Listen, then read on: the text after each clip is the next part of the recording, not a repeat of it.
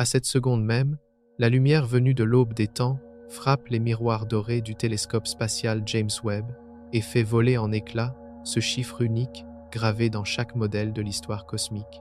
13, 8 milliards d'années, telle la masse écrasante d'une étoile à neutrons, les nouvelles données pulvérisent nos anciennes théories, car le télescope a découvert des galaxies si matures qu'elles ne devraient pas exister, des galaxies qui se moquent de notre chronologie. Aujourd'hui, nous allons percer le secret de cet instant où les scientifiques réécrivent la réalité et nous explorerons comment l'âge de l'univers pourrait être de 26,7 milliards d'années, ainsi que ce que cela implique pour cette période froide et étrange qui existait avant le Big Bang. Cette merveille d'ingénierie, déployée dans l'espace en décembre 2021, a été conçue pour plonger son regard au cœur de l'aube cosmique, à l'instant même où les premières galaxies clignaient des yeux vers la vie. Les attentes étaient de trouver de minuscules amas d'étoiles, tout juste nés à l'existence. Mais ce qu'ils ont trouvé était si choquant que même les astronomes les plus respectés n'ont pu s'empêcher de dire « c'est de la folie ». Si vous aussi, vous êtes un explorateur cosmique qui aime naviguer aux frontières de la science et questionner ce qui se trouve au-delà du connu, rejoignez-nous dans ce voyage qui change fondamentalement notre compréhension de l'univers. Et selon vous, quel autre secret de l'univers ces galaxies impossibles, révélées par James Webb, sont-elles sur le point de dévoiler? Partie 1. Les fantômes du cosmos, l'impossible révélé par Webb. Et nous avons découvert l'impossible. Le télescope a été pointé vers une parcelle de ciel près de la constellation de la Grande Ourse. Hubble avait déjà regardé là et n'avait rien vu de spécial. Mais Webb voit dans l'infrarouge, capturant la lumière qui s'est étirée au fil de milliards d'années d'expansion cosmique.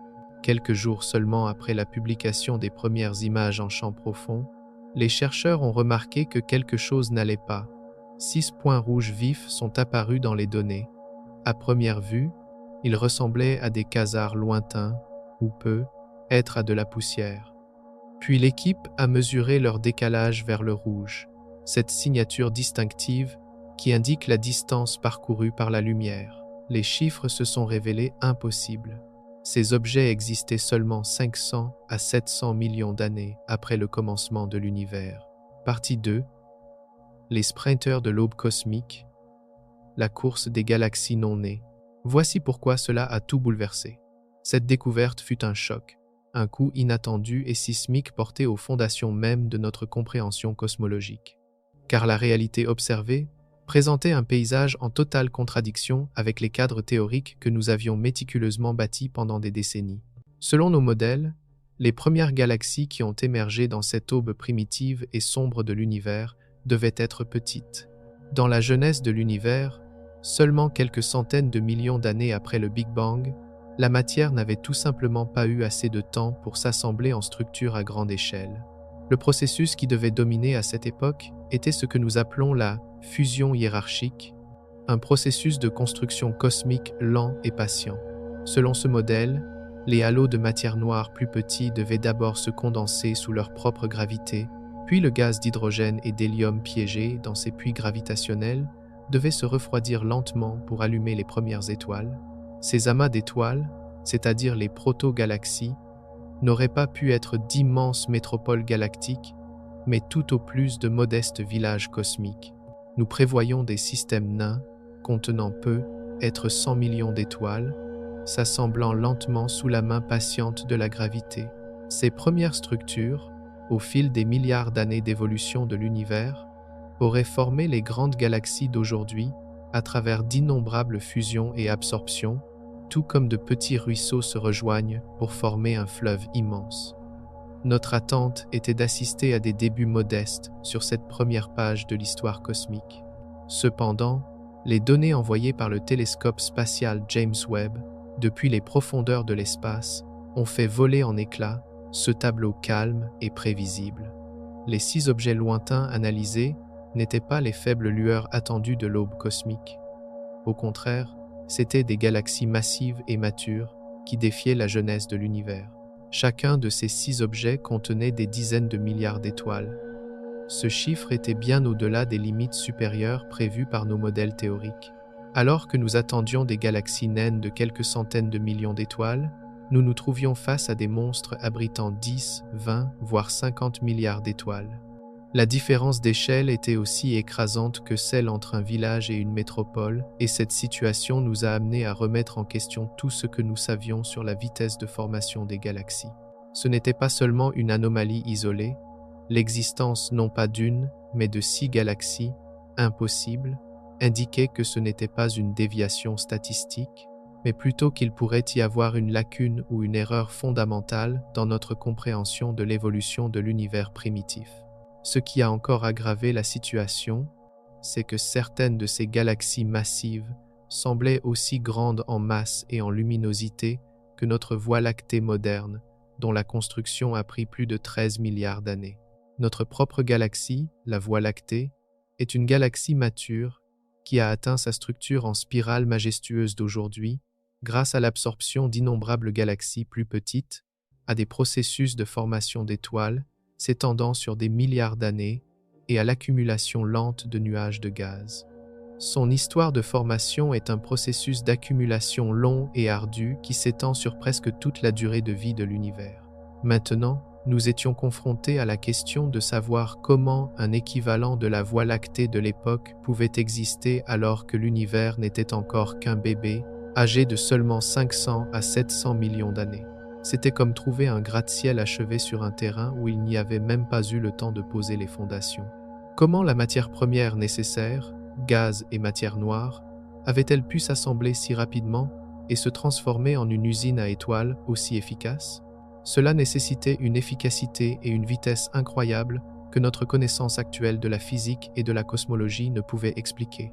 Un chercheur de l'Université du Colorado à Boulder a clairement exprimé cette profonde stupéfaction et cette impasse ressentie par toute la communauté scientifique. On ne s'attend pas à ce que l'univers primordial s'organise aussi rapidement, c'est ce que ces découvertes impliquent. Ces galaxies n'auraient pas dû avoir le temps de se former.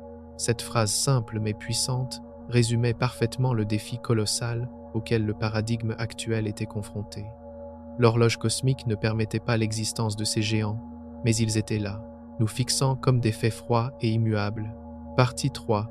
La mathématique impitoyable de la création. Les monstres qui brisent les règles. La mathématique de la formation des galaxies est impitoyable. Les étoiles n'apparaissent pas simplement. Le gaz doit se refroidir, s'effondrer sous l'effet de la gravité et déclencher la fusion.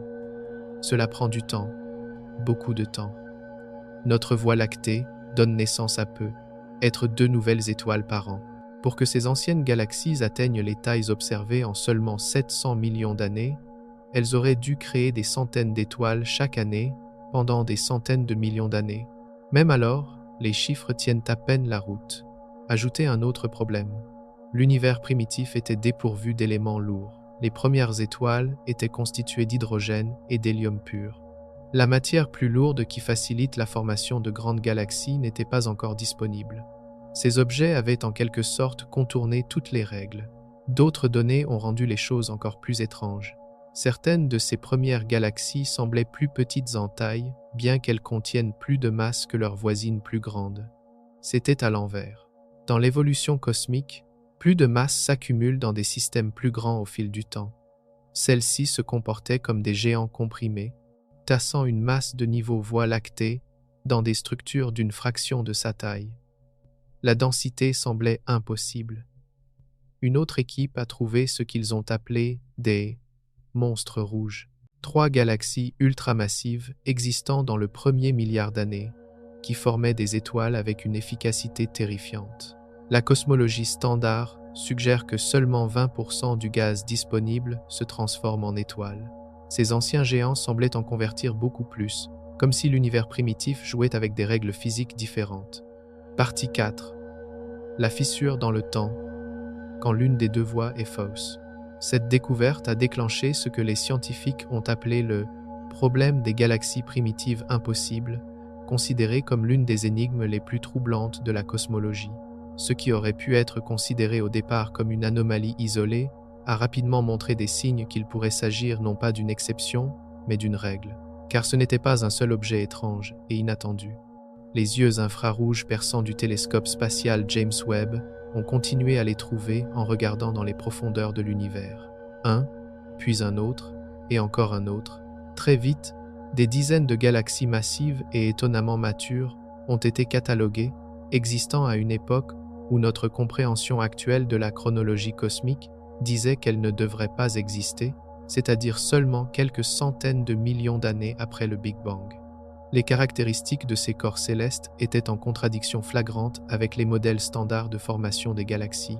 Certains présentaient des caractéristiques morphologiques très développées, comme des structures de disques distinctes et des bulbes centraux, typiquement associés à un processus d'évolution lent et régulier de plusieurs milliards d'années. C'étaient les signes de systèmes établis où la gravité a eu le temps d'organiser le gaz et les étoiles. D'autres affichaient des motifs en spirale réguliers et organisés, qui nécessitent également une longue période de développement. Ce que nous avions sous les yeux n'étaient pas des nuages chaotiques et irréguliers de nouvelles étoiles et de gaz primordial, comme le prévoyait la théorie. Au contraire, bien qu'ils soient chronologiquement des bébés cosmiques, ils semblaient structurellement entièrement adultes, établis et d'une vieillesse apparemment inconcevable. Chaque nouvelle observation réalisée par Webb a approfondi ce mystère troublant et a secoué les fondations de la cosmologie. Il n'y avait que deux conclusions possibles. Soit notre compréhension de la formation des galaxies, construite sur des décennies, est fondamentalement et complètement fausse, soit il y a quelque chose de beaucoup plus fondamentalement erroné dans notre chronologie de l'âge et de l'évolution de l'univers que nous ne le pensions. Face à ces observations inexplicables, des équipes d'astrophysiciens et de cosmologistes du monde entier se sont lancés dans un effort intense pour trouver une explication qui pourrait sauver les paradigmes existants. L'une des premières idées qui est venue à l'esprit était que les masses de ces galaxies pourraient être mal calculées. Être que les trous noirs supermassifs au cœur de ces galaxies, en engloutissant la matière environnante, émettent d'énormes quantités d'énergie, produisant une lumière supplémentaire qui les fait paraître optiquement beaucoup plus grandes et plus brillantes qu'elles ne le sont. En effet, des recherches et des simulations récentes suggèrent que cet effet pourrait expliquer partiellement certaines situations. Une partie importante de la lumière que nous interprétons comme provenant d'assemblages stellaires pourrait en fait être le rayonnement de gaz surchauffés tourbillonnant à une vitesse incroyable vers des trous noirs supermassifs. Cette contribution du noyau galactique actif augmenterait la luminosité totale d'une galaxie, gonflant artificiellement sa masse stellaire estimée. Cependant, même en effectuant cette correction, c'est-à-dire en faisant une hypothèse généreuse comme diviser les chiffres par 2, ces galaxies restent inexplicablement massives pour leur âge cosmique. Cela atténue le problème, mais ne l'élimine pas. Une autre suggestion était que les conditions physiques de l'univers primitif accéléraient radicalement la formation des étoiles. Selon cette théorie, la matière était beaucoup plus dense dans les premières époques de l'univers, ce qui rendait difficile pour le gaz d'être expulsé par de puissants vents stellaires ou des explosions de supernovae lors de la naissance des étoiles. Le gaz, étant retenu plus efficacement dans les usines à étoiles, aurait pu conduire à la formation d'étoiles à un rythme beaucoup plus rapide que ce que nous observons dans l'univers actuel. C'est un scénario théoriquement possible, mais pour correspondre aux masses gigantesques observées, cette efficacité de formation d'étoiles devrait être à des niveaux presque incroyablement extrêmes. Cela nécessiterait un environnement où les mécanismes de rétroaction astrophysique connus sont presque entièrement désactivés, ce qui soulève en soi une série de questions. Mais parmi toutes ces théories complexes, l'explication que personne n'osait initialement formuler à voix haute était être la plus simple et la plus bouleversante. Et si le problème ne résidait pas dans les mesures ou dans une physique complexe, mais dans notre hypothèse la plus fondamentale? Et si les galaxies n'étaient pas réellement trop massives, mais que nous calculions mal leur distance et donc leur âge? Une question encore plus radicale. Et si l'univers n'était pas aussi jeune que nous le pensons? Que signifierait-il si notre hypothèse la plus fondamentale déterminant l'âge cosmique de l'univers, notre mesure de 8 milliards d'années, était être erronée du double? Ces découvertes étonnantes de James Webb ne nous ont pas seulement montré des galaxies lointaines, étonnamment développées. Elles nous ont montré un paysage de l'univers rempli de contradictions qui ne peuvent tout simplement pas être contenues dans les 8 milliards d'années actuelles. Dans ce cas, il faut renoncer à une vérité scientifique établie. Soit la physique de la formation des étoiles et des galaxies dans le cosmos primitif implique des processus qui nous sont complètement étrangers et inconnus, soit le temps lui-même, l'âge de l'univers, est beaucoup plus long que nous le pensions. Cependant, au-delà de l'existence de ces galaxies, il existe d'autres preuves soutenant cette seconde idée radicale. Et à partir de là, les choses en cosmologie deviennent encore plus étranges. Partie 5. Le chiffre sacré. Comment avons-nous mesuré l'âge de l'univers? Depuis près d'un siècle, les scientifiques tentent de répondre à une seule question. Quel est l'âge de tout cela? Le chiffre auquel nous sommes parvenus, 13,8 milliards d'années, ne vient pas d'une supposition. Il provient de la mesure du taux d'expansion de l'univers, de l'observation des étoiles les plus anciennes et de l'analyse du rayonnement résiduel du Big Bang lui-même. Cet âge est devenu la pierre angulaire de la cosmologie. Il figure dans tous les manuels scolaires. Chaque modèle de l'évolution cosmique est construit dessus. Mais le chemin vers ce chiffre a été plus compliqué que la plupart des gens ne le réalisent. Et les fissures dans ses fondations étaient là depuis le début. L'histoire commence dans les années 1920 avec Edwin Hubble. En utilisant le télescope le plus puissant de son époque, Hubble a mesuré la lumière des galaxies lointaines. Il a remarqué quelque chose de choquant. La lumière était décalée vers le rouge, étirée vers des longueurs d'onde plus longues. Plus la galaxie était éloignée, plus sa lumière était décalée. Ce n'était pas aléatoire. Cela suivait un schéma. Les galaxies plus lointaines s'éloignaient plus rapidement. Leur lumière était davantage étirée par l'expansion de l'espace lui-même. Hubble a réalisé que l'univers n'était pas statique, il grandissait. Et si vous rembobinez cette expansion dans le temps, tout doit avoir été réuni en un seul point. Ce point est devenu connu sous le nom de Big Bang. Mais savoir que l'univers est en expansion ne vous donne pas immédiatement son âge. Vous devez mesurer à quelle vitesse il se développe. Ce taux est appelé la constante de Hubble, et sa mesure est devenue l'un des plus grands maux de tête de l'astronomie. Les premières estimations variaient de manière folle. Lorsque le télescope spatial Hubble a été lancé dans les années 1990, les scientifiques pensaient que l'univers pouvait avoir entre 7 et 20 milliards d'années. C'est une fourchette plus grande que l'âge de la Terre elle-même. L'incertitude provenait de la difficulté de mesurer avec précision les distances cosmiques. Une petite erreur de distance se traduisait par une grande erreur d'âge. Au début des années 2000, de nouvelles techniques et de meilleurs télescopes ont réduit la fourchette. Les scientifiques ont utilisé les observations de supernovae de type 1A, des étoiles en explosion qui brillent avec une luminosité constante. En mesurant à quel point ces supernovae apparaissent faibles, les astronomes ont calculé leur distance. En combinant des milliers de mesures à travers l'histoire cosmique, ils ont affiné le taux d'expansion. Une autre percée est venue de l'étude du fond diffus cosmologique. Ce faible rayonnement résiduel datant de l'époque où l'univers n'avait que 380 000 ans. Le satellite Planck de l'Europe a cartographié ce rayonnement avec une précision incroyable, révélant de minuscules fluctuations de température qui contenaient des informations sur l'âge, la composition et le destin de l'univers. Toutes les méthodes ont convergé vers la même réponse.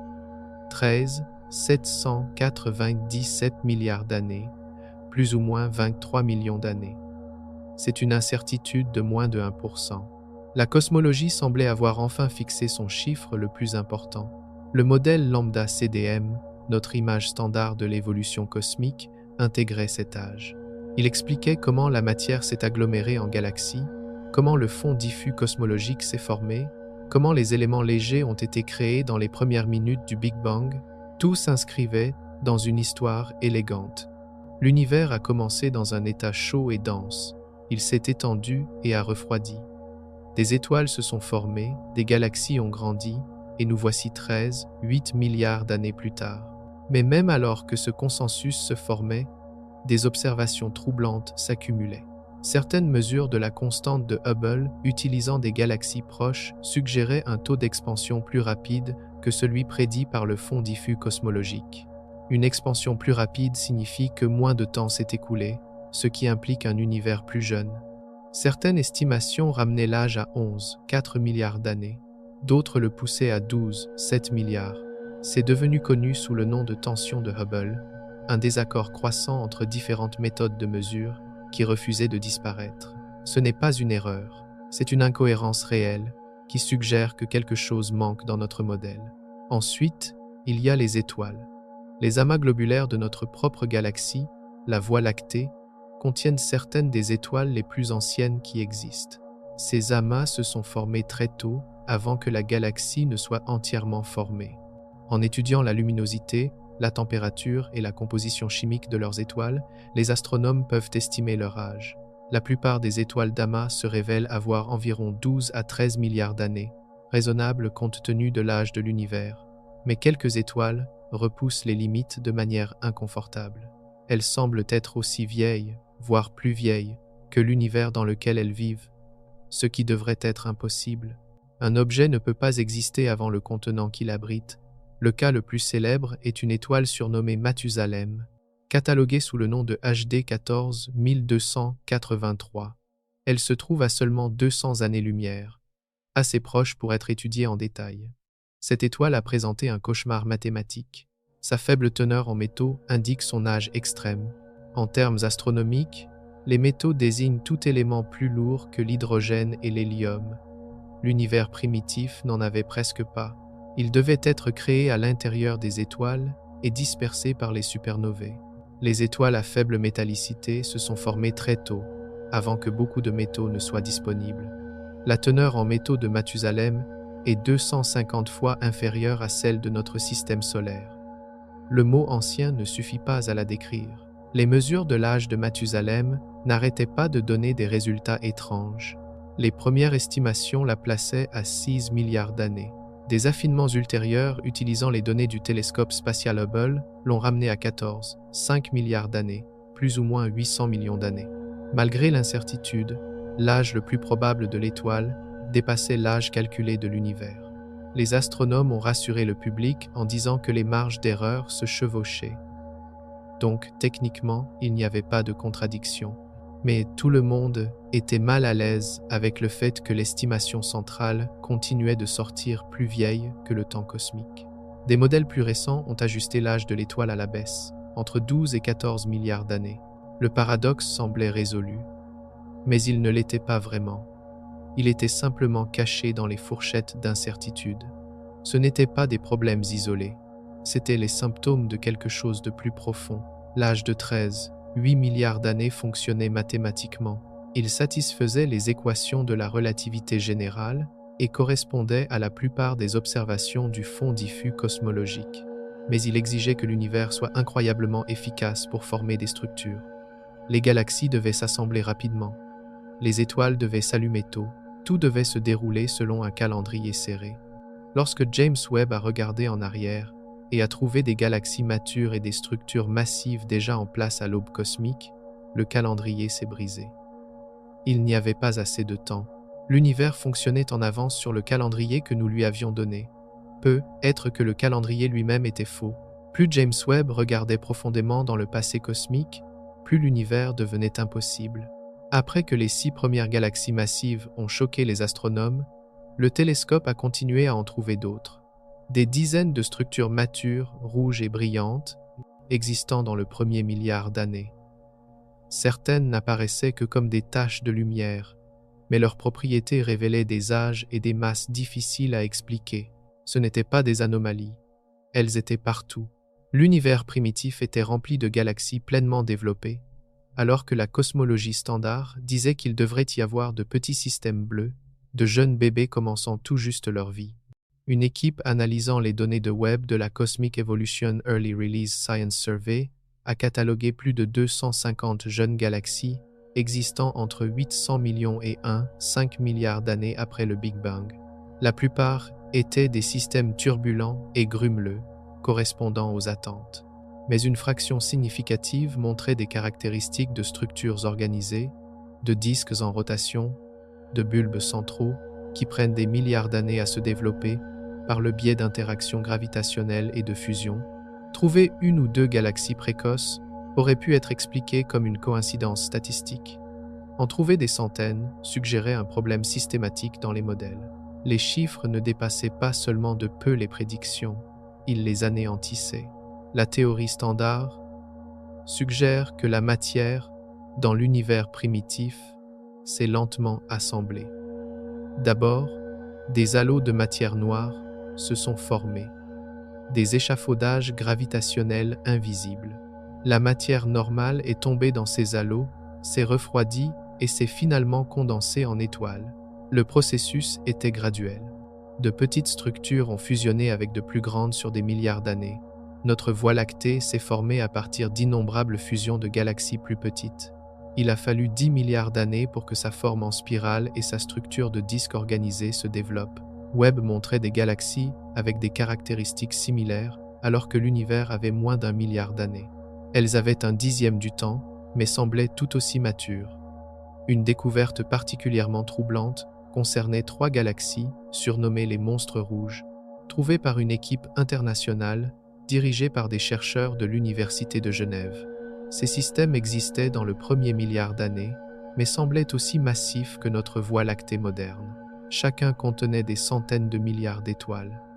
Le chercheur principal a déclaré sans ambages: « Nos découvertes remodèlent notre compréhension de la formation des galaxies dans l'univers primitif. Les monstres rouges n'étaient pas seulement grands, ils étaient incroyablement efficaces pour former des étoiles. Les modèles suggèrent que seulement 20% du gaz disponible dans les galaxies typiques se transforme en étoiles. Ces systèmes anciens en convertissaient beaucoup plus peu, être jusqu'à 50% ou plus. Cette efficacité ne devrait pas être possible. La formation d'étoiles est un processus désordonné et gaspilleur. Lorsque le gaz s'effondre pour former des étoiles, les étoiles nouveau-nées bombardent le matériau environnant de radiation et de vents stellaires, le chauffant et expulsant une grande partie avant qu'il ne puisse former plus d'étoiles. Cette autorégulation limite la vitesse de croissance des galaxies. Les jeunes galaxies devraient être particulièrement inefficaces car leurs premières étoiles massives ont rapidement explosé en supernovae, perturbant violemment la formation d'autres étoiles. Les monstres rouges ont en quelque sorte contourné cela. Ils ont grandi à des rythmes qui semblent violer la physique des processus de rétroaction. Soit l'univers primitif jouait avec des règles différentes, soit ces galaxies sont plus anciennes que nous le pensons, ce qui leur donne plus de temps pour accumuler leur masse. Une autre énigme concerne la taille des galaxies. Certaines des découvertes de Webb concentrent des masses stellaires gigantesques dans des volumes étonnamment compacts. Elles semblent plus petites que prévues pour leur masse. On pourrait penser que cela signifie simplement qu'elles sont denses, mais la densité crée ses propres problèmes. La gravité dans de tels systèmes denses aurait dû déclencher des flambées rapides de formation d'étoiles et la croissance de trous noirs. Les galaxies auraient dû épuiser rapidement leurs réserves de gaz et s'éteindre. Au lieu de cela, elles prospèrent, formant activement des étoiles et ne montrant aucun signe du processus d'extinction qui arrête la formation d'étoiles dans des environnements denses. C'est comme si la physique de la gravité fonctionnait différemment dans l'univers primitif. Les équipes ont proposé des dizaines d'explications. Peut être que la fonction de masse initiale, la distribution des tailles, lorsque les étoiles se forment, était différente dans les premières galaxies. Si les premières galaxies produisaient des étoiles plus massives que les modernes, ces étoiles seraient plus brillantes, faisant paraître les galaxies plus massives qu'elles ne l'étaient réellement. Mais les étoiles massives meurent vite.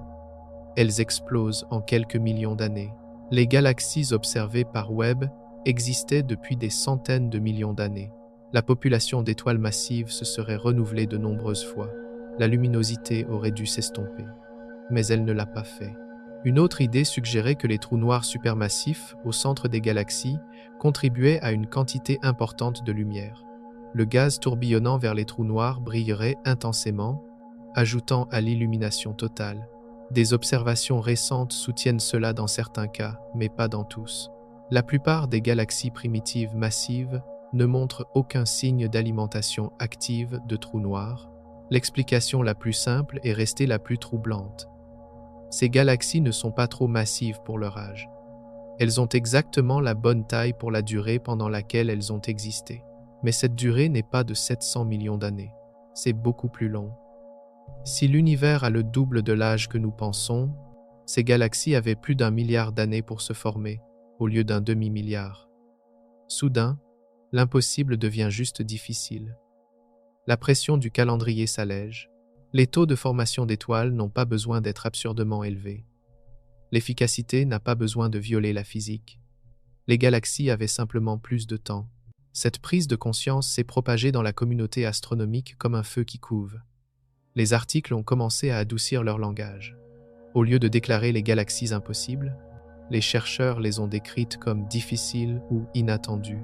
Le changement était subtil mais significatif. Les scientifiques envisageaient la possibilité que les découvertes de James Webb ne révélaient pas une physique exotique de l'univers primitif, mais que notre horloge cosmique était mal réglée.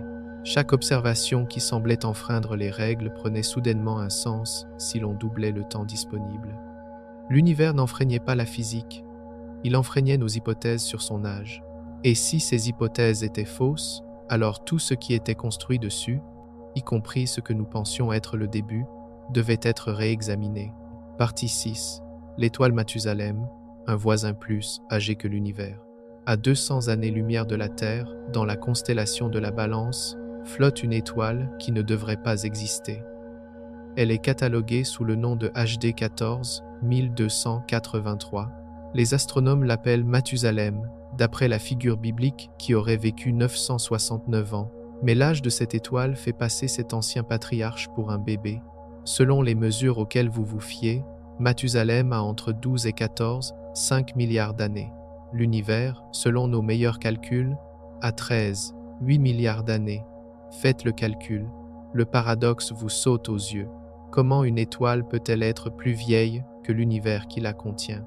Les astronomes connaissent cette étoile depuis plus d'un siècle. C'est une étoile à grande vitesse, se déplaçant dans le ciel à 800 000 milles par heure, traversant notre voisinage galactique. Sa vitesse et son orbite suggèrent qu'elle s'est formée ailleurs et qu'elle a été projetée dans notre région il y a des milliards d'années lorsqu'une galaxie naine a été déchiquetée par la gravité de la Voie lactée. Mais la véritable signification de l'étoile a été comprise lorsque l'analyse spectroscopique a révélé sa composition chimique. Mathusalem ne contient presque aucun élément plus lourd que l'hydrogène et l'hélium. Sa métallicité est 250 fois inférieure à celle de notre système solaire.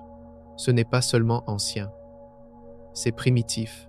L'univers primitif, dans les premières minutes du Big Bang, n'a produit que de l'hydrogène, de l'hélium et des traces de lithium. Tout le reste, chaque atome de carbone, d'oxygène, de fer, d'or, a dû être forgé à l'intérieur des étoiles et dispersé par les supernovae. La première génération d'étoiles, appelée étoile de population 3, s'est formée à partir de gaz primordial pur, avec une métallicité essentiellement nulle. Elles ont vécu vite, sont mortes jeunes dans des explosions spectaculaires et ont ensemencé l'espace avec des éléments plus lourds. La deuxième génération, les étoiles de population 2, s'est formée à partir du gaz enrichi par ces premières supernovae. Elles ont une faible métallicité, mais pas nulle. Mathusalem est une étoile de population 2. Elle s'est formée après la mort des premières étoiles, mais avant que beaucoup de métaux ne se soient accumulés, ce qui place sa naissance à une époque extrêmement précoce de l'histoire cosmique. Mesurer l'âge d'une étoile nécessite de comprendre sa physique interne. Les étoiles passent la majeure partie de leur vie sur ce que les astronomes appellent la séquence principale, fusionnant l'hydrogène en hélium dans leur cœur. Finalement, l'hydrogène s'épuise. Le cœur se contracte et se réchauffe. Les couches externes se dilatent. L'étoile devient une géante rouge. La durée de ce processus dépend de la masse de l'étoile, de sa composition initiale et des détails sur la manière dont la chaleur et les éléments se déplacent à l'intérieur. Mathusalem a déjà quitté la séquence principale. C'est une sous-géante qui commence tout juste à se dilater vers la phase de géante rouge. En mesurant sa luminosité, sa température et sa composition chimique actuelle, puis en modélisant son évolution à rebours, les astronomes peuvent estimer quand elle s'est formée. La première estimation sérieuse de son âge est venue des observations du satellite Hipparcos en 2000. Le résultat était choquant. 16 milliards d'années. C'était plus vieux que toute estimation plausible de l'âge de l'univers. Cela a créé une crise immédiate. Soit l'âge de l'étoile était faux, soit l'âge de l'univers était faux, soit notre compréhension de l'évolution stellaire était fondamentalement erronée. Les scientifiques se sont empressés d'affiner les mesures. En 2013, les capteurs de guidage fins du télescope spatial Hubble ont mesuré la distance de Mathusalem avec une précision 5 fois supérieure à celle d'Hipparcos. Une meilleure mesure de la distance conduit à une meilleure estimation de la luminosité réelle de l'étoile, ce qui affecte le calcul de l'âge. Le nouveau résultat, 14, 5 milliards d'années, plus ou moins 800 millions d'années. Cette fourchette d'incertitude est devenue cruciale. La limite inférieure de l'estimation, 13, 7 milliards d'années, chevauchait techniquement l'âge de l'univers. Les scientifiques ont insisté sur ce chevauchement, arguant qu'il n'y avait pas de véritable paradoxe. Tout était cohérent dans les marges d'erreur, mais en privé, beaucoup se sentaient mal à l'aise. L'estimation centrale, l'âge le plus probable, dépassait toujours le temps cosmique, et il y avait quelque chose de suspect dans la manière dont les marges d'erreur s'ajustaient pour inclure à peine l'âge de l'univers. Cela ressemblait plus à forcer une solution qu'à en trouver une. Des études plus récentes en 2021 et 2022, utilisant cette fois des observations interférométriques et des modèles stellaires plus sophistiqués, ont de nouveau révisé l'âge. Les nouvelles estimations variaient de 12 à 14 milliards d'années selon les paramètres supposés. Mais Mathusalem n'est pas seul. D'autres étoiles anciennes dans des amas globulaires présentent des tensions d'âge similaires. Certaines estimations dépassent les 13 milliards d'années. D'autres flirtent avec la limite de l'âge cosmique. L'étoile Mathusalem est simplement devenue le symbole du problème parce qu'elle est la plus proche et la mieux étudiée. Toutes ces étoiles anciennes ont une faible métallicité, indiquant qu'elles se sont formées dans l'univers primitif. Toutes montrent des états évolués, ayant déjà brûlé une grande partie de leur carburant d'hydrogène, et toutes présentent des estimations d'âge qui mettent les cosmologistes mal à l'aise. Plus nous mesurons leurs propriétés avec précision, plus elles semblent vieilles. Certains chercheurs soutiennent que le problème réside dans la physique stellaire. Peut-être ne comprenons-nous pas pleinement comment les éléments se diffusent à l'intérieur d'une étoile, peut-être que les champs magnétiques ou la rotation affectent l'évolution d'une manière que les modèles ne capturent pas. Ces facteurs pourraient faire paraître les étoiles plus vieilles qu'elles ne le sont réellement. D'autres pointent du doigt les incertitudes dans la mesure des distances et de la luminosité. Une petite erreur de distance produit une grande erreur d'âge. Peut-être que Mathusalem est plus proche que nous le pensons, ce qui la rendrait moins lumineuse et plus jeune que les estimations actuelles. Ces explications fonctionnent sur le papier. Elles permettent aux scientifiques de maintenir que l'âge de l'univers est correct et que les âges des étoiles ont juste besoin d'être mieux affinés. Mais il existe une autre possibilité que personne ne voulait sérieusement envisager jusqu'à récemment. Et si l'âge de Mathusalem était à peu près correct, et si l'étoile avait vraiment 14 milliards d'années ou plus, cela ne signifierait pas que l'étoile est plus vieille que l'univers. Cela signifierait que l'univers a plus de 13, 8 milliards d'années, beaucoup plus. Si l'univers a en fait 26 milliards d'années, Mathusalem cesse d'être un paradoxe. Elle devient juste une autre étoile ancienne avec un âge raisonnable. Le calendrier s'élargit suffisamment pour accueillir confortablement ces patriarches stellaires sans gymnastique mathématique ni manipulation des marges d'erreur. Et soudain, la tension d'âge disparaît, non pas parce que nous avons corrigé les mesures des étoiles, mais parce que nous avons corrigé l'horloge elle-même.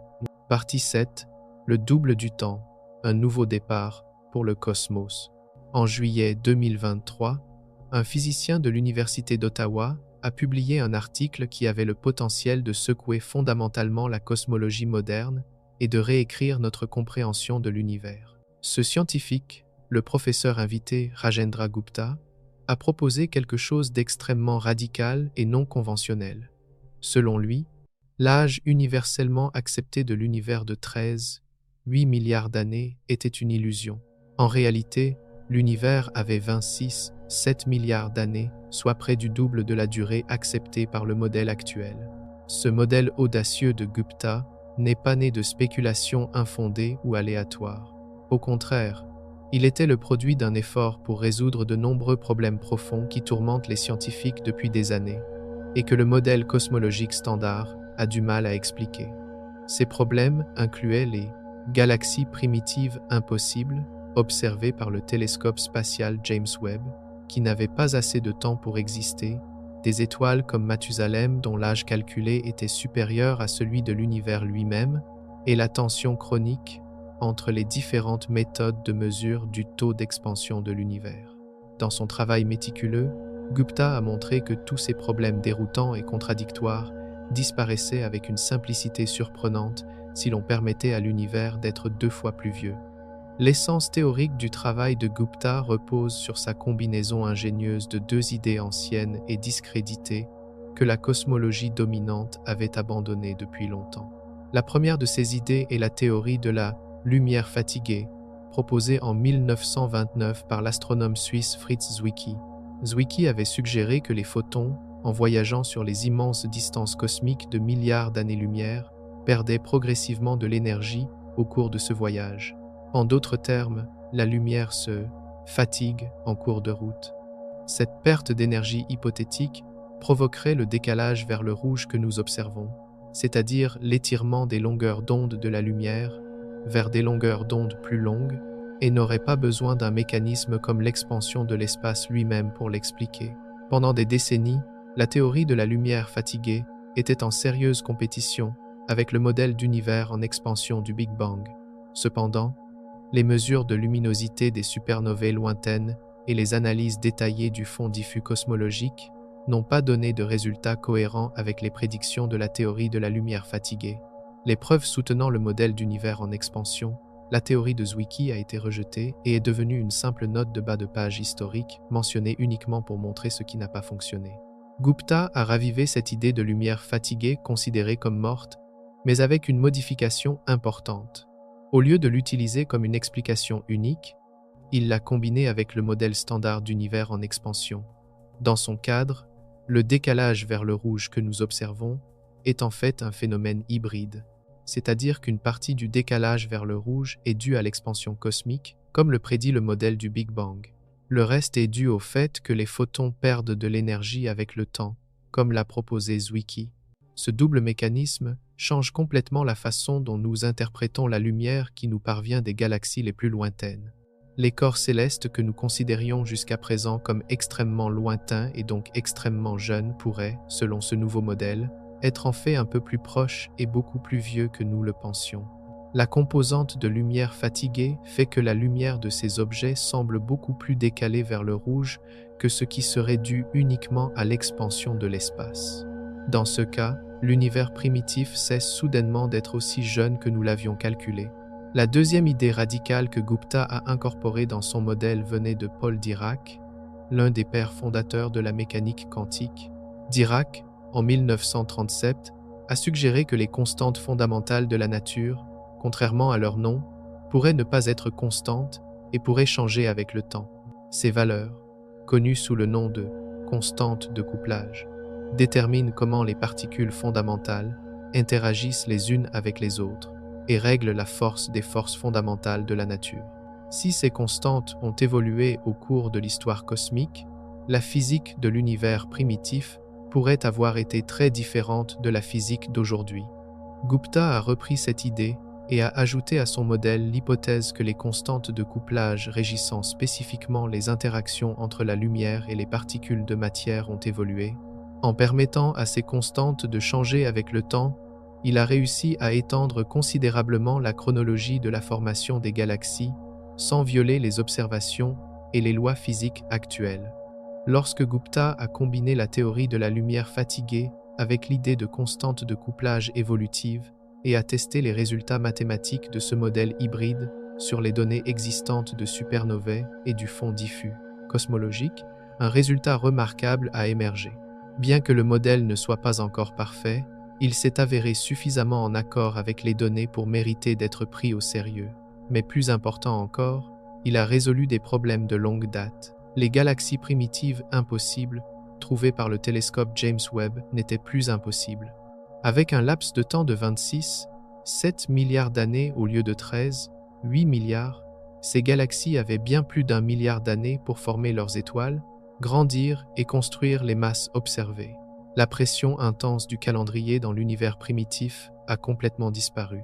Les taux de formation d'étoiles pouvaient désormais être à des niveaux normaux. Il n'était plus nécessaire que l'efficacité soit absurdement élevée. Les galaxies avaient simplement plus de temps. De même, le paradoxe de l'étoile Mathusalem, qui semblait plus vieille que l'univers, s'est résolu de lui-même. Une étoile de 14 milliards d'années n'est pas plus vieille qu'un univers de 26,7 milliards d'années. C'est simplement une étoile très ancienne, née dans les débuts de l'univers, formée environ 12 milliards d'années après le véritable commencement de l'univers. Les chevauchements gênants de marge d'erreur dans les calculs d'âge et les tensions entre différentes méthodes de mesure ont également diminué dans ce calendrier étendu. Le modèle de Gupta a étendu l'histoire cosmique juste assez pour accueillir confortablement toutes ces observations fastidieuses et problématiques qui ne pouvaient pas être entièrement intégrées dans le cadre standard de 13,8 milliards d'années. La solution elle-même était d'une élégance extrême dans sa simplicité. Apporter un seul changement fondamental, c'est-à-dire doubler l'âge de l'univers, résolvait simultanément plusieurs problèmes cosmologiques majeurs. La réaction de la communauté scientifique à cette proposition radicale a été, comme on pouvait s'y attendre, mitigée. Certains chercheurs ont déclaré trouver le travail extrêmement intéressant et digne de recherches plus approfondies. Le fait que l'article ait été publié dans les Monthly Notice of the Royal Astronomical Society, une revue respectée dans son domaine, a également contribué à ce qu'il soit pris au sérieux.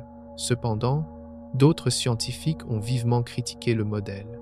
Ces critiques ont souligné que le modèle de Gupta ne tenait compte que des données des supernovae et de quelques problèmes majeurs, mais pas de l'ensemble des observations cosmologiques. Ils ont souligné qu'un modèle cosmologique complet et réussi ne doit pas seulement résoudre quelques problèmes, mais doit également expliquer de manière cohérente la distribution des amas de galaxies dans l'univers, les événements de lentilles gravitationnelles, la structure angulaire détaillée du fond diffus cosmologique et l'ensemble des mesures d'expansion universelle à différentes époques cosmiques.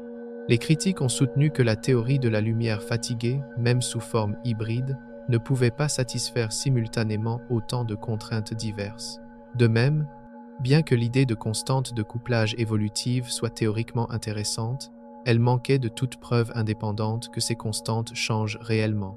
Cependant, c'est précisément à ce stade qu'il est devenu difficile d'écarter le travail de Gupta, car des lignes de preuves différentes et indépendantes ont commencé à soutenir un univers plus ancien.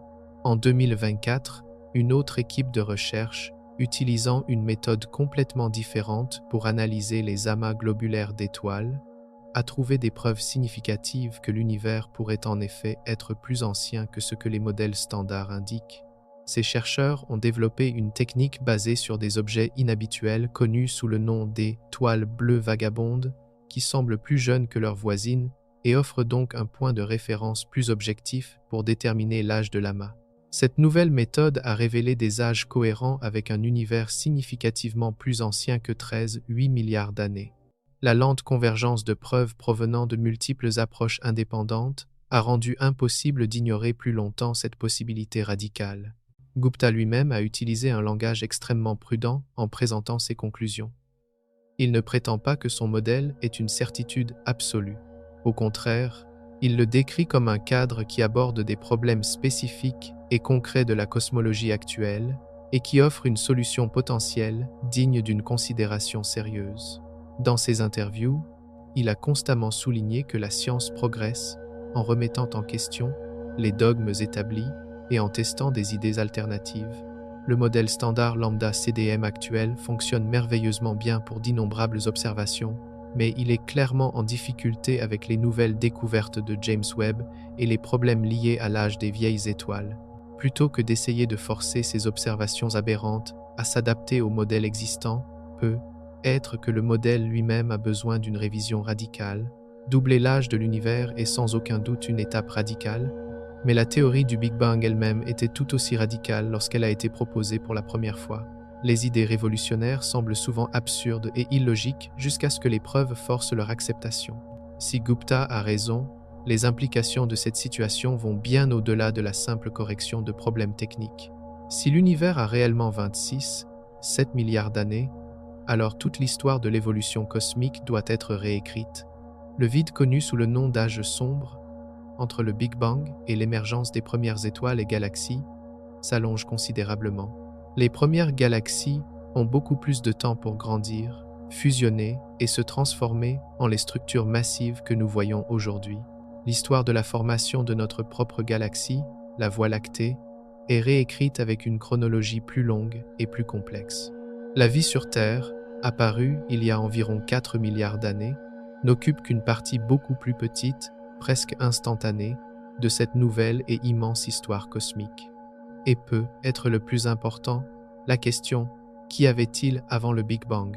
devient encore plus urgente et significative qu'auparavant, car il y a maintenant beaucoup plus de temps à prendre en compte, beaucoup plus d'histoires à expliquer, et un mystère beaucoup plus profond à résoudre sur les conditions qui ont précédé cette explosion initiale qui a tout déclenché.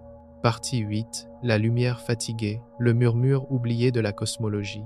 En 1929, alors qu'Edwin Hubble découvrait l'univers en expansion, Fritz Zwicky pensait différemment à la lumière.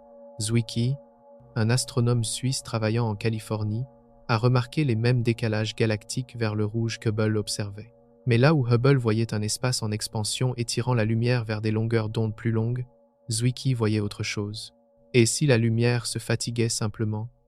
Les photons voyagent pendant des milliards d'années à travers le vide. Peut-être perdent-ils de l'énergie en cours de route, se décalant progressivement vers l'extrémité rouge du spectre sans aucune expansion de l'espace. Zwicky a appelé cela la théorie de la lumière fatiguée. Et pendant un certain temps, elle a sérieusement concurrencé le modèle du Big Bang. L'idée a un attrait intuitif. L'énergie ne vient pas de nulle part. La lumière qui traverse des distances cosmiques pourrait interagir avec quelque chose dans l'immensité entre les galaxies.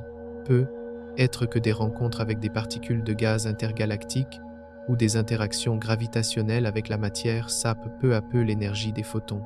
Chaque interaction serait infime, imperceptible sur de courtes distances. Mais après des milliards d'années-lumière, l'effet cumulatif pourrait produire le décalage vers le rouge que nous observons. Le modèle de Zwicky offrait une alternative à l'expansion de l'espace. L'univers pouvait être statique, éternel, immuable. Les galaxies ne s'éloignaient pas les unes des autres. Leur lumière perdait simplement de l'énergie en arrivant à nos télescopes. Pendant des décennies, la théorie de la lumière fatiguée a conservé sa plausibilité.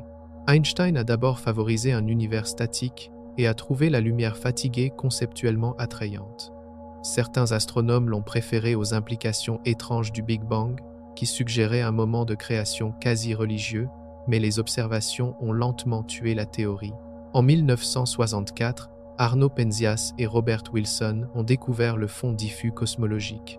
Ce faible rayonnement résiduel, datant de l'époque où l'univers n'avait que 380 000 ans.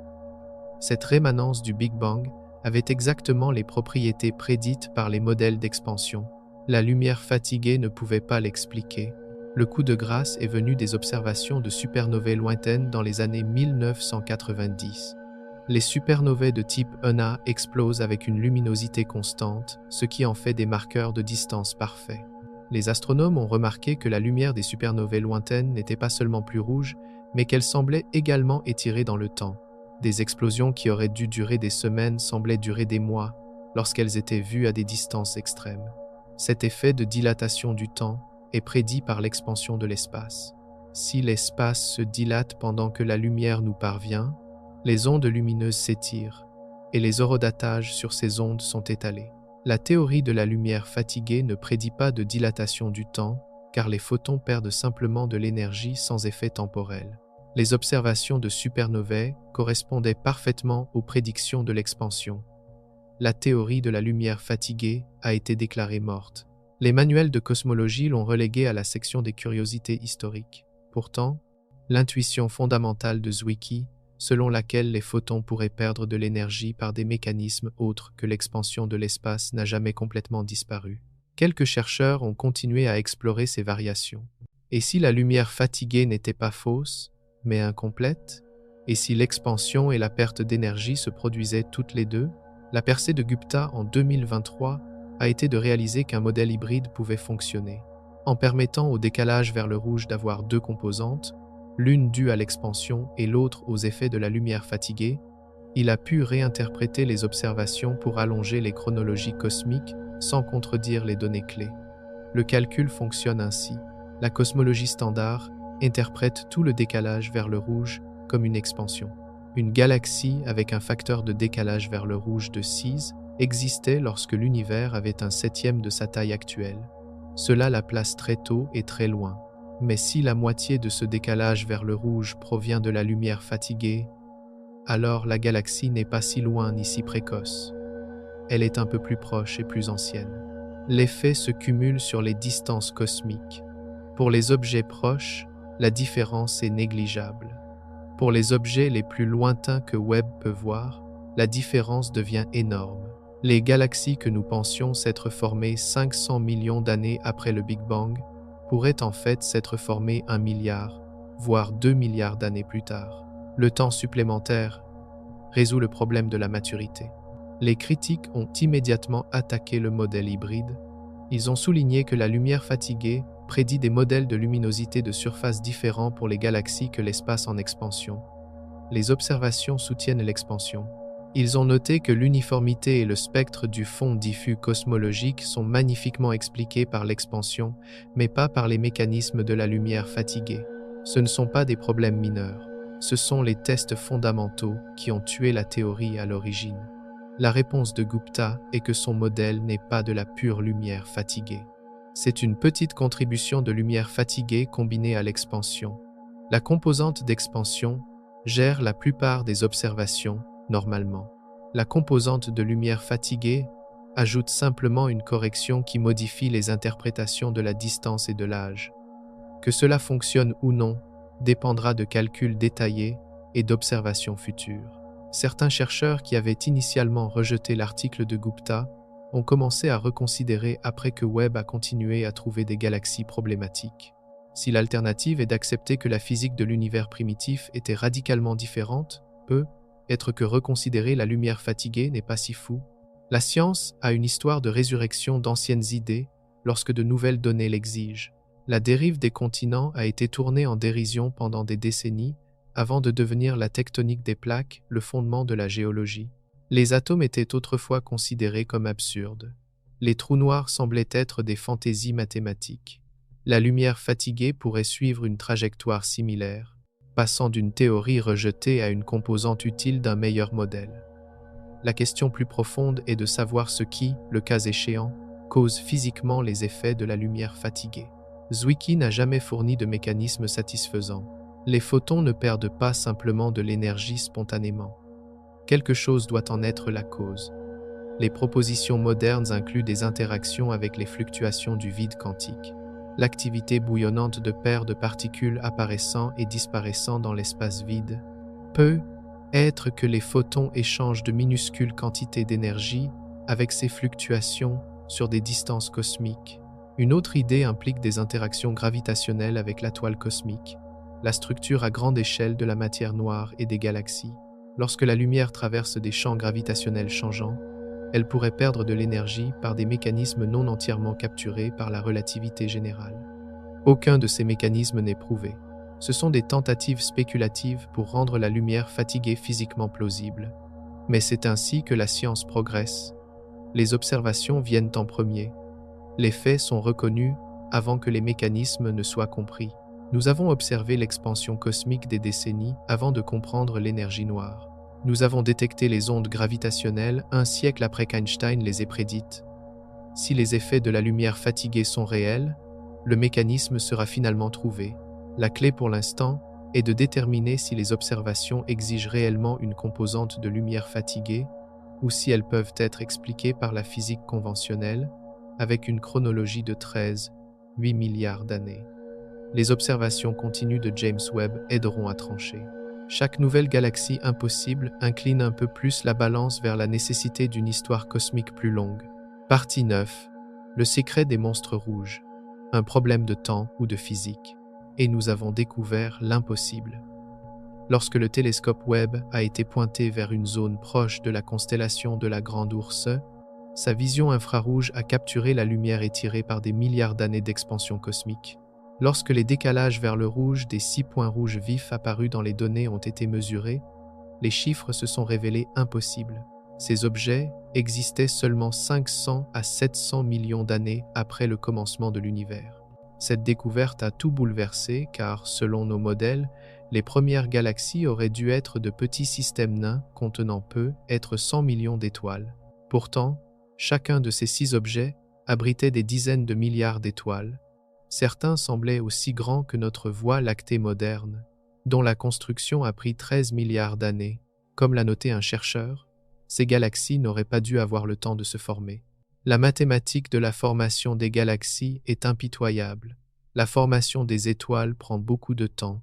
Alors que notre Voie lactée produit environ 2 nouvelles étoiles par an, ces anciennes galaxies auraient dû créer des centaines d'étoiles chaque année pendant des centaines de millions d'années pour atteindre leurs tailles observées. De plus, l'univers primitif était dépourvu d'éléments lourds qui facilitent la formation des galaxies. Les données ont montré que certaines de ces premières galaxies étaient des géants comprimés d'une densité impossible, concentrant la masse de la Voie lactée dans des volumes beaucoup plus petits. Une autre équipe a trouvé 3 galaxies ultramassives qu'ils ont appelées les monstres rouges. Ces systèmes transformaient le gaz en étoiles avec une efficacité bien au-delà de la limite de 20% prédite par la cosmologie standard, donnant l'impression que l'univers primitif jouait avec des règles physiques différentes. Cette découverte a déclenché ce que les scientifiques appellent le problème des galaxies primitives impossibles.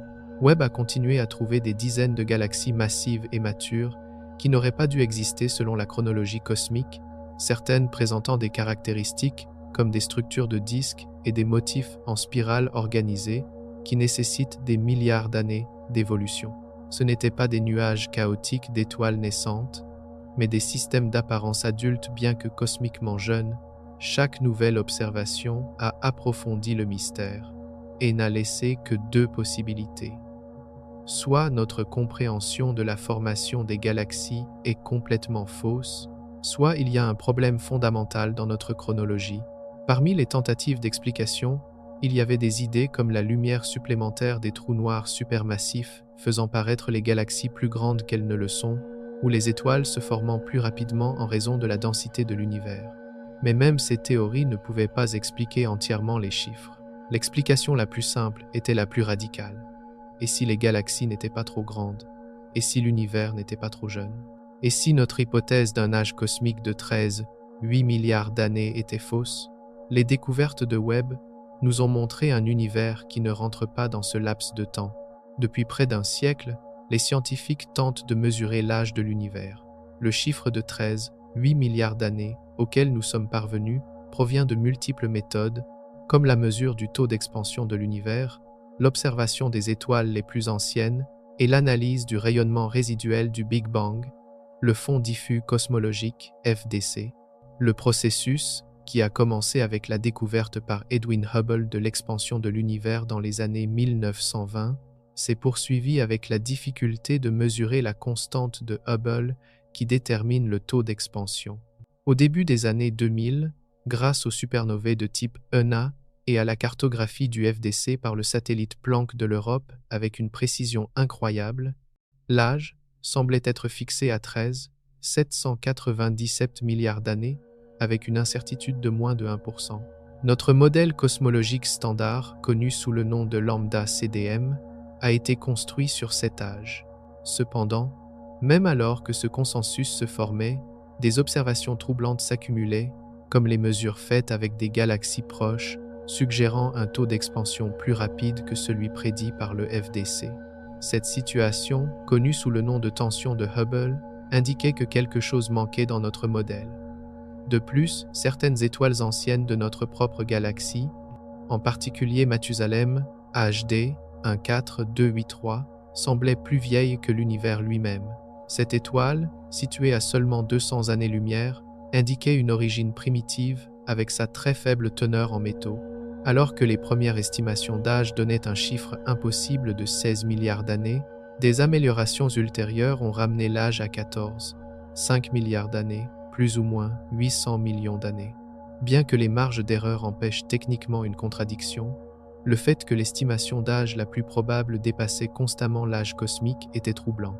Avec la découverte par Webb de galaxies massives déjà formées, la chronologie de 13,8 milliards d'années, qui exigeait que tout se déroule selon un calendrier serré, s'est effondrée. Il n'y avait pas assez de temps. En juillet 2023, le physicien Rajendra Gupta de l'Université d'Ottawa a publié un article qui pourrait réécrire la cosmologie. l'univers n'avait pas 13, 8 milliards d'années, mais 26, 7 milliards. Le modèle de Gupta combinait deux idées abandonnées par la cosmologie dominante. La première est la théorie de la « lumière fatiguée » de Fritz Zwicky, datant de 1929. Selon cette théorie, les photons se décalent vers le rouge en perdant de l'énergie sur de vastes distances, plutôt qu'à cause de l'expansion de l'espace. Bien que les observations aient réfuté cette théorie, Gupta a suggéré que le décalage vers le rouge pourrait être un phénomène hybride, résultant à la fois de l'expansion et de la lumière fatiguée. La deuxième idée venait de la proposition de Paul Dirac, selon laquelle les constantes fondamentales de la nature, les valeurs régissant les interactions des particules, pourraient changer avec le temps. Lorsque Gupta a combiné la lumière fatiguée avec des constantes de couplage évolutives, son modèle a résolu le problème des galaxies primitives impossibles. Dans une chronologie de 26, 7 milliards d'années, ces galaxies avaient plus d'1 milliard d'années pour former leur masse. La pression du temps a disparu. L'étoile Mathusalem, âgée de 14 milliards d'années, n'était plus un paradoxe. La réaction de la communauté scientifique a été mitigée. Certains ont trouvé le modèle intrigant, tandis que les critiques ont souligné qu'il n'expliquait pas toutes les observations cosmologiques. Cependant, en 2024, des analyses utilisant une méthode différente ont fourni des preuves soutenant l'idée d'un univers plus ancien. Si l'univers est 2 fois plus vieux, toute l'histoire de l'évolution cosmique change. Les galaxies ont plus de temps pour croître, et les mystères concernant l'avant-Big Bang s'approfondissent. La théorie de la lumière fatiguée de Zwicky de 1929 a offert une alternative à l'expansion de l'espace pour expliquer le décalage vers le rouge, préservant la possibilité d'un univers statique. Cependant, la découverte du FDC et l'observation de l'effet de dilatation du temps dans les supernovae lointaines ont confirmé le modèle d'expansion, réfutant la lumière fatiguée. Le modèle hybride de Gupta a ravivé cette idée. Il a suggéré qu'une partie du décalage vers le rouge provenait de l'expansion et une petite partie de la lumière fatiguée. Cela modifie les calculs de distance et d'âge où la cosmologie standard interprète tout le décalage vers le rouge comme une expansion. Selon cela, les galaxies que nous pensions très lointaines et jeunes pourraient en fait être un peu plus proches et plus anciennes. Les critiques soutiennent que le modèle hybride contredit les observations de luminosité de surface et du FDC, mais Gupta affirme qu'une petite contribution de lumière fatiguée pourrait surmonter ces problèmes. L'idée que la physique elle-même ait pu changer avec le temps est basée sur la proposition de Paul Dirac de 1937. Si les constantes fondamentales ont évolué, la physique de l'univers primitif était différente de celle d'aujourd'hui. Le modèle de Gupta utilise des constantes de couplage évolutives pour allonger la chronologie cosmique. Cela change la façon dont nous interprétons la lumière des galaxies lointaines. Nous pourrions mal interpréter une lumière portant les signatures d'une physique différente. Les critiques notent que cela contredirait des mesures précises comme la nucléosynthèse du Big Bang. Mais cette idée offre un mécanisme physique expliquant pourquoi l'univers pourrait être plus ancien. Dans de nombreux domaines de la cosmologie, comme le décalage vers le rouge, la tension de Hubble, l'âge des amas globulaires et le FDC, le modèle actuel de 13, 8 milliards d'années, est mis à rude épreuve. La tension de Hubble entre les mesures locales et celles de l'univers primitif reste sans solution. Les amas globulaires en orbite autour de la Voie lactée, âgés de 12 à 13, 5 milliards d'années, n'ont presque pas de temps pour se former dans la chronologie standard. Bien que les données du FDC correspondent parfaitement au modèle standard, cette correspondance repose sur l'hypothèse que les constantes fondamentales ne changent pas. Si cette hypothèse change, les mêmes données pourraient également soutenir un univers de 26, 7 milliards d'années. La formation des galaxies, qui devrait être lente et hiérarchique selon le modèle standard, est contredite par les structures primitives massives trouvées par Webb. De même, la richesse métallique surprenante observée dans l'univers primitif nécessite une évolution chimique difficile à expliquer dans une chronologie serrée. Tous ces problèmes se résolvent naturellement dans un modèle d'univers plus ancien. Si les observations exigent plus d'évolution que ce que permettent les échelles de temps physiques, la seule solution logique est d'allonger le temps disponible. L'idée du Big Bang, acceptée pendant des décennies comme un début absolu, pourrait devenir juste une partie d'une histoire cosmique plus longue et plus complexe si ces nouvelles preuves sont confirmées. Partie dit, des lois changeantes, les règles de l'univers sont-elles gravées dans le marbre? En 1937, le physicien Paul Dirac, l'un des fondateurs de la mécanique quantique, a publié un article que ses collègues ont trouvé étrange sur les constantes fondamentales de la nature. Ces constantes, comme la vitesse de la lumière et la force de la gravité, figurent dans chaque équation qui décrit la réalité et détermine le fonctionnement de l'univers. Alors que les scientifiques supposaient qu'elles étaient immuables, Dirac a posé une question simple. Et si elles ne l'étaient pas? Son raisonnement provenait de la similitude entre le rapport gigantesque de la force électromagnétique à la force gravitationnelle, environ 10 puissance 40, et l'âge de l'univers exprimé en unité de temps, atomique. Trouvant cette coïncidence suspecte, Dirac a suggéré que les constantes pourraient évoluer à mesure que l'univers vieillit. Il a notamment indiqué que la constante gravitationnelle était plus forte dans l'univers primitif et s'affaiblissait avec le temps, ce qui signifierait que la physique du cosmos primitif fonctionnait différemment d'aujourd'hui. Cette idée a été ignorée pendant des décennies, car elle semblait impossible à tester. Cependant, la cosmologie moderne nous permet de regarder dans le passé en étudiant la lumière des galaxies lointaines.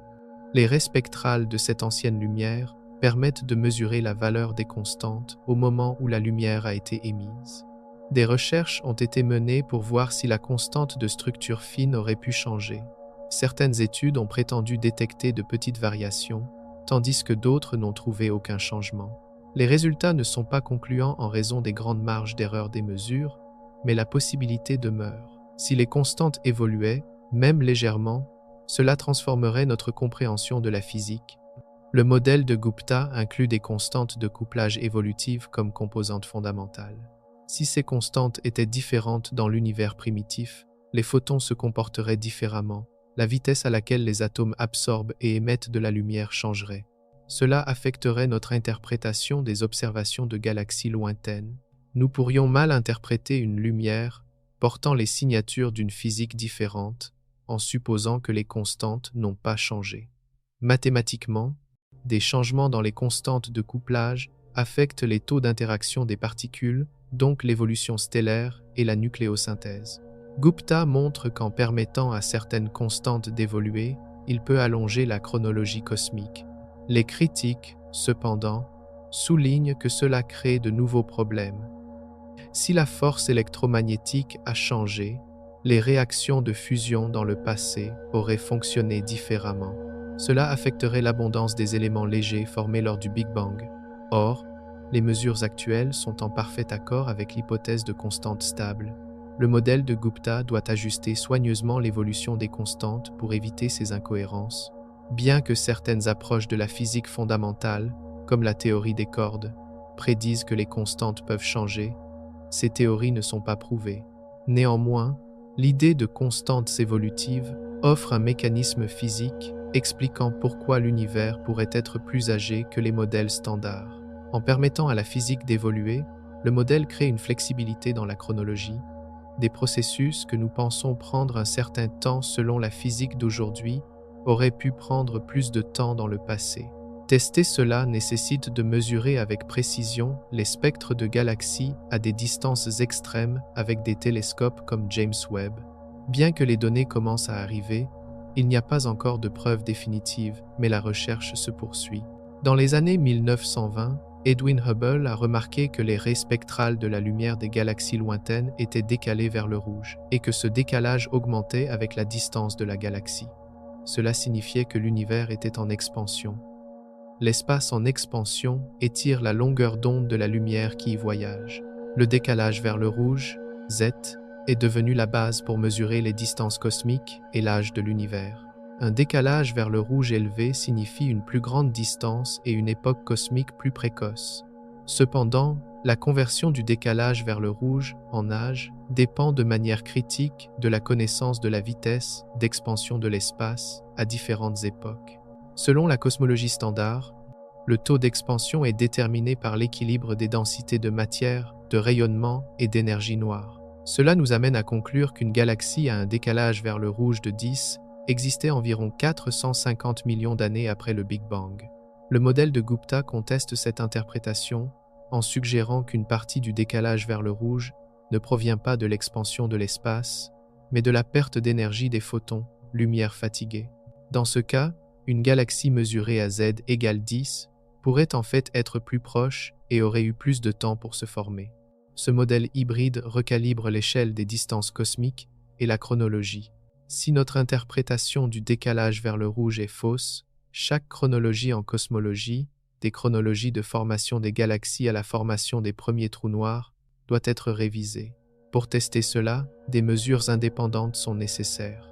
Les chandelles standards, comme les supernovae de type 1A, tracent directement l'histoire de l'expansion cosmique et leurs données soutiennent fortement une expansion standard, sans composante de lumière fatiguée. Gupta soutient que son modèle hybride peut correspondre à ces données avec une petite correction de lumière fatiguée. Les observations de lentilles gravitationnelles sont également compatibles avec la cosmologie standard, mais ne sont pas assez précises pour exclure un petit effet de lumière fatiguée. La contrainte la plus forte vient du fond diffus cosmologique, FDC, qui montre l'état de l'univers à 380 000 ans. Les détails du FDC sont parfaitement expliqués par le modèle d'expansion standard. Le modèle de Gupta doit également inclure des constantes de couplage évolutives pour maintenir la cohérence avec le FDC. Ce qui est clair, c'est que notre outil le plus fondamental, le décalage vers le rouge, pourrait être plus complexe que nous le pensions, et si les découvertes de James Webb nous forcent à repenser l'âge de l'univers, l'interprétation du décalage vers le rouge sera au cœur de ce processus. À la fin des années 1990, les astronomes étudiant les supernovae de type Una ont découvert que l'expansion de l'univers n'était pas en train de ralentir, mais d'accélérer. Cela a conduit à la découverte de l'énergie noire. Mais aujourd'hui, ces mêmes données créent un problème appelé la tension de Hubble. Les mesures locales utilisant des supernovae proches et d'autres indicateurs trouvent la constante de Hubble à environ 73 km par seconde par mégaparsec, tandis que les calculs basés sur les données du FDC donnent un résultat d'environ 67 km par seconde. Ce désaccord de 10% soit indique des erreurs systématiques dans les mesures, soit notre modèle cosmologique est incomplet. La valeur de 73 implique un univers plus jeune, tandis que celle de 67 implique l'âge standard de 8 milliards d'années. Malgré des années d'examen, la tension n'a pas été résolue. Le modèle de Gupta suggère que la tension pourrait être un symptôme de l'utilisation d'une chronologie cosmique erronée. Si l'univers a réellement 7 milliards d'années, le cadre d'interprétation des observations change, ce qui pourrait permettre à ces différentes mesures de se réconcilier. Cependant, cette solution crée un problème de réglage fin, nécessitant que la composante de lumière fatiguée ne perturbe pas l'excellent accord de la cosmologie standard avec les données des supernovae. Le fait que Webb n'ait trouvé aucune anomalie pouvant indiquer un effet de lumière fatiguée dans les supernovae les plus lointaines rend cette idée encore plus difficile à soutenir. Les preuves des supernovae indiquent que la cosmologie standard manque quelque chose, mais la nature de cette lacune reste incertaine. Les amas globulaires en orbite autour de la Voie lactée sont des fossiles cosmiques de la jeunesse de la galaxie. L'âge des étoiles les plus anciennes de ces amas est mesuré à environ 12 à 5 milliards d'années. Dans un modèle d'univers de 8 milliards d'années, cela ne laisse presque pas de temps entre le Big Bang et la formation de ces amas. La chronologie est extrêmement serrée. Des erreurs possibles dans les modèles d'évolution stellaire ou des incertitudes dans les mesures de distance pourraient réduire légèrement cet âge, mais ne résolvent pas complètement le problème.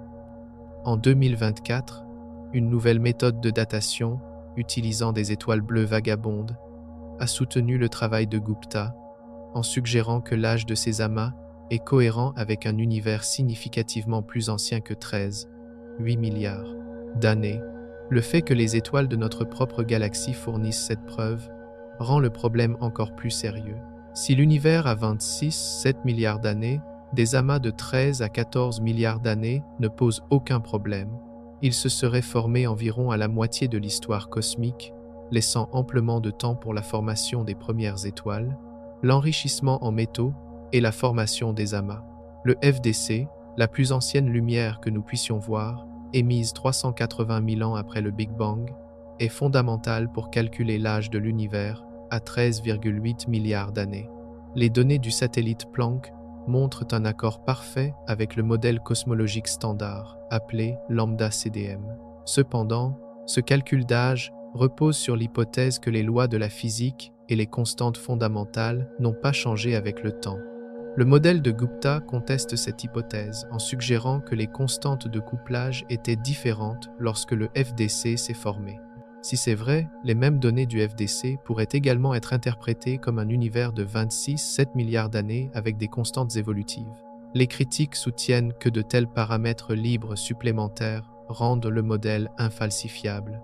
Pour qu'un modèle d'univers plus ancien soit pris au sérieux, il doit prédire des différences spécifiques dans le motif du FDC que la cosmologie standard ne prédit pas, des différences qui pourraient être testées par de futures expériences. La matière noire, qui constitue 85% de l'univers, guide la formation des galaxies. Selon le modèle standard, ce processus est hiérarchique et lent. De petits halos de matière noire se forment d'abord, puis fusionnent pour créer des structures plus grandes. Les simulations montrent que les premières galaxies ne sont pas apparues avant au moins 200 millions d'années après le Big Bang. Cependant, James Webb a trouvé des galaxies massives, formées en aussi peu que 500 millions d'années, brisant cette chronologie. Des idées comme une physique exotique de la matière noire proposée pour expliquer cela contredisent d'autres observations. Un univers plus ancien résout ce problème naturellement. Si l'aube cosmique s'est produite 2 milliards d'années plus tard, les halos de matière noire auraient eu suffisamment de temps pour croître par le processus hiérarchique lent standard et former ces galaxies massives. Le Big Bang, accepté pendant des décennies comme un début absolu, pourrait désormais n'être qu'une partie d'un mystère plus grand derrière un rideau cosmique. Ces galaxies antiques, riches en métaux que le télescope Webb nous montre, ébranlent notre perception du temps à la racine et nous poussent à cette conclusion inévitable. L'histoire de l'univers pourrait être bien plus ancienne que nous le pensions. Mais arrêtons-nous un instant pour réfléchir. Comment parvenons-nous à toutes ces preuves, à ces découvertes vertigineuses qui remettent en question l'âge de l'univers? La réponse se cache dans un concept aussi fondamental que l'espace lui-même, mais tout aussi inconcevable.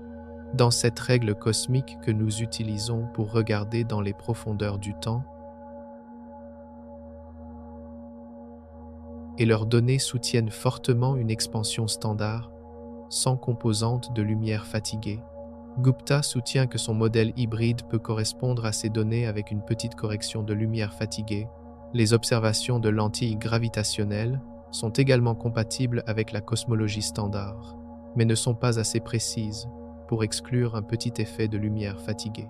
La contrainte la plus forte vient du fond diffus cosmologique, FDC, qui montre l'état de l'univers à 380 000 ans. Les détails du FDC sont parfaitement expliqués par le modèle d'expansion standard.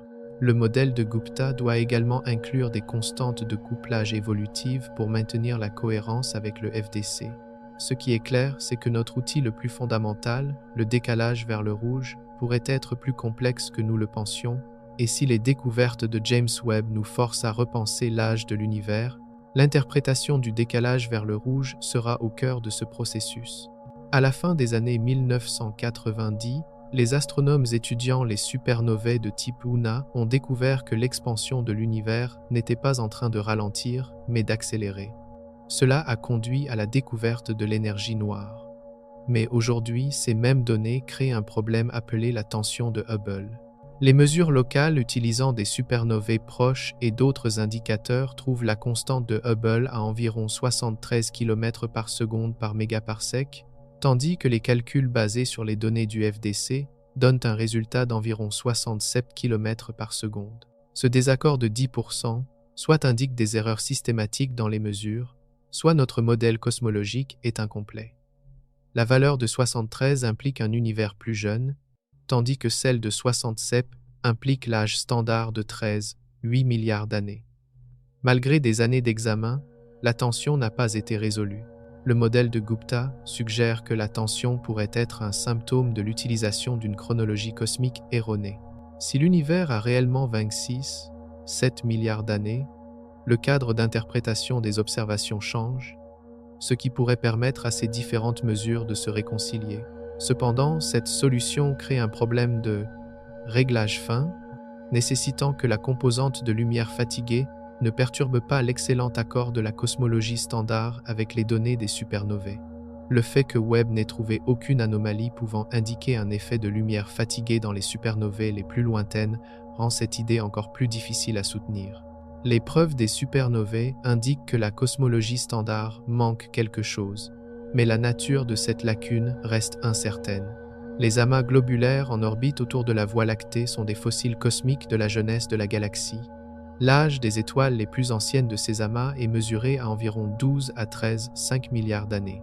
Dans un modèle d'univers de 8 milliards d'années, cela ne laisse presque pas de temps entre le Big Bang et la formation de ces amas. La chronologie est extrêmement serrée.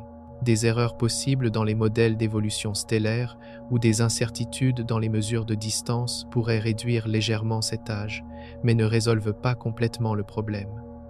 En 2024, une nouvelle méthode de datation, utilisant des étoiles bleues vagabondes, a soutenu le travail de Gupta en suggérant que l'âge de ces amas est cohérent avec un univers significativement plus ancien que 8 milliards d'années. Le fait que les étoiles de notre propre galaxie fournissent cette preuve rend le problème encore plus sérieux.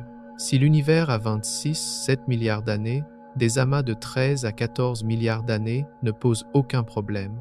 Ils se seraient formés environ à la moitié de l'histoire cosmique, laissant amplement de temps pour la formation des premières étoiles, l'enrichissement en métaux et la formation des amas. Le FDC, la plus ancienne lumière que nous puissions voir, émise 380 000 ans après le Big Bang, est fondamentale pour calculer l'âge de l'univers à 13,8 milliards d'années. Les données du satellite Planck montrent un accord parfait avec le modèle cosmologique standard, appelé lambda-CDM. Cependant, ce calcul d'âge repose sur l'hypothèse que les lois de la physique et les constantes fondamentales n'ont pas changé avec le temps. Le modèle de Gupta conteste cette hypothèse en suggérant que les constantes de couplage étaient différentes lorsque le FDC s'est formé. Si c'est vrai, les mêmes données du FDC pourraient également être interprétées comme un univers de 7 milliards d'années avec des constantes évolutives. Les critiques soutiennent que de tels paramètres libres supplémentaires rendent le modèle infalsifiable. Pour qu'un modèle d'univers plus ancien soit pris au sérieux, il doit prédire des différences spécifiques dans le motif du FDC que la cosmologie standard ne prédit pas, des différences qui pourraient être testées par de futures expériences. La matière noire, qui constitue 85% de l'univers, guide la formation des galaxies. Selon le modèle standard, ce processus est hiérarchique et lent. De petits halos de matière noire se forment d'abord, puis fusionnent pour créer des structures plus grandes. Les simulations montrent que les premières galaxies ne sont pas apparues avant au moins 200 millions d'années après le Big Bang. Cependant, James Webb a trouvé des galaxies massives, formées en aussi peu que 500 millions d'années, brisant cette chronologie. Des idées comme une physique exotique de la matière noire proposée pour expliquer cela contredisent d'autres observations. Un univers plus ancien résout ce problème naturellement. Si l'aube cosmique s'est produite 2 milliards d'années plus tard, les halos de matière noire auraient eu suffisamment de temps pour croître par le processus hiérarchique lent standard et former ces galaxies massives. Le Big Bang, accepté pendant des décennies comme un début absolu, pourrait désormais n'être qu'une partie d'un mystère plus grand derrière un rideau cosmique. Ces galaxies antiques, riches en métaux que le télescope Webb nous montre, ébranlent notre perception du temps à la racine et nous poussent à cette conclusion inévitable. L'histoire de l'univers pourrait être bien plus ancienne que nous le pensions. Mais arrêtons-nous un instant pour réfléchir. Comment parvenons-nous à toutes ces preuves, à ces découvertes vertigineuses qui remettent en question l'âge de l'univers? La réponse se cache dans un concept aussi fondamental que l'espace lui-même, mais tout aussi inconcevable. Dans cette règle cosmique que nous utilisons pour regarder dans les profondeurs du temps, cependant, il y a un problème. Cette règle elle-même est un paradoxe qui défie les limites de la compréhension humaine. Nous disons que nous mesurons un passé de milliards d'années, mais comprenons-nous vraiment la distance parcourue par la lumière qui nous apporte ce passé? Nous remettons en question l'âge de l'univers. Mais l'unité même que nous utilisons pour le mesurer peut être la plus grande illusion. Dans notre prochaine partie, nous voyagerons au cœur de cette illusion. Sur ce chemin que nous avons emprunté pour comprendre le temps, nous serons d'abord confrontés à l'immensité écrasante de l'espace. Dans notre prochaine vidéo, nous poserons cette question. Les années-lumière, la distance qui submerge notre cerveau. Si vous ne voulez pas manquer les secrets derrière cette mesure cosmique qui nous permet de questionner l'âge de l'univers, assurez-vous de vous abonner à la chaîne et d'activer la cloche de notification, car la prochaine étape de ce voyage pourrait tout changer. D'ici là, endormez-vous en songeant non pas à la distance des étoiles, mais à leur passé. Bonne nuit.